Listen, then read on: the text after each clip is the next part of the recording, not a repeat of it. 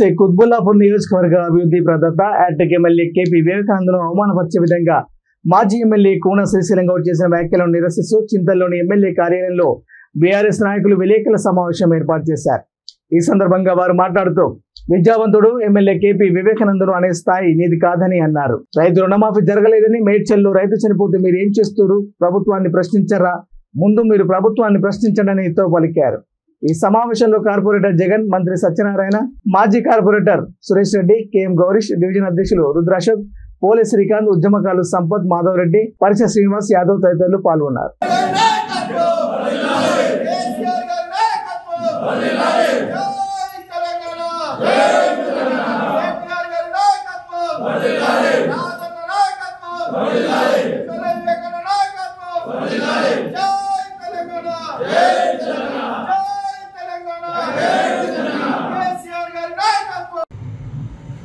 ఏదైతే మాజీ ఎమ్మెల్యే గారు మా ఎమ్మెల్యే గారి మీద ఏదైతే వ్యాఖ్యలు తెచ్చారో ముందుగా పేషెంట్స్గా క్షమాపణ చెప్పి ఎందుకంటే 1000 కోట్లు తెచ్చి కుత్బుల్లాపూర్ కాన్స్టిట్యున్సీని డెవలప్మెంట్ చేసిన వ్యక్తి, విద్యావంతుడు, వివేకవంతుడు మా ఎమ్మెల్యే గారు. ఎందుకంటే నువ్వు ఏం చేసినావు ఇండిపెండెంట్గా ఉండి నువ్వు చేసి నీ సొంత ఆస్తుల గురించి నువ్వు కాపాడుకున్నావు తప్ప ఏ రోజు కూడా ప్రజలను పట్టించుకున్న పాపాన పోలేదు. ఇప్పుడు కూడా ఆయన ప్రజాక్షేత్రంలో ఉన్నాడు కాబట్టి 85,576 ఓట్లతో అత్యధిక మెజార్టీతో గెలిచాడు. మీరు కాంగ్రెస్లకు ఉండి బీజేపీలకు ఉండి కాంగ్రెస్లకు మన వైఎస్ఆర్సీపీకి ఇష్టమున్న పార్టీలకు తిరిగింది మీరు. వివేక్ గారు ఒకటి టీడీపీలోకి వెళ్ళి ఇళ్ళకి వచ్చిండు, కానీ ప్రజా ఆదరణ పొంది మళ్ళీ కూడా 3 సార్లు ఎమ్మెల్యే అయ్యారు. మీరు 3 సార్లు అతనిపై ఒక్కొక్కసారి ఏ మెజార్టీ లేకుండా ఓడిపోయిన వ్యక్తిగతం మీది. వాళ్ళ తల్లిదండ్రులను తిట్టినందుకే మీకు ఆ రోజు సూరారం గ్రౌండ్లో చేసుకోవడం జరిగింది.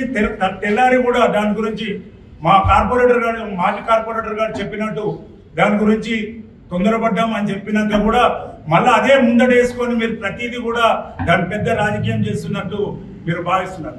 మొన్న మేడ్చల్లో ఒక రైతు చనిపోయిండు, అతని గురించి మాట్లాడండి. మీకు టైం రాష్ట్రంలోనే తిరిగాను అని చెప్పి కూడా తెలియజేస్తాను. ఒకవేళ మీ మీద మీకు అంత నమ్మకం ఉంటే, మీ పార్టీ మీద మీకు నమ్మకం ఉంటే ఇప్పుడు ఎలక్షన్స్ రండి, 100 కొట్టి చూపిస్తానని చెప్పి కూడా తెలియజేస్తున్నాను.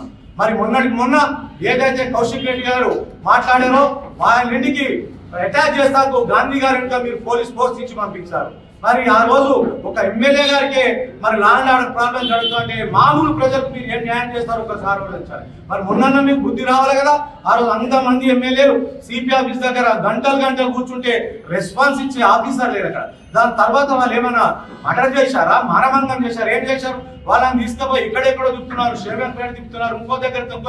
మరి అక్కడ ప్రజలే బయటకు వచ్చి, ఒక దగ్గర అయితే ప్రజలే ఒక కార్యకర్త బయటకు వచ్చి రోడ్డు కట్టంగా జేసీబీ పెట్టడం జరిగింది. కొంతమందికి వచ్చి కొట్టండ్రా తన్నండ్రా అనే పరిస్థితి మీరు తెచ్చుకున్నారు.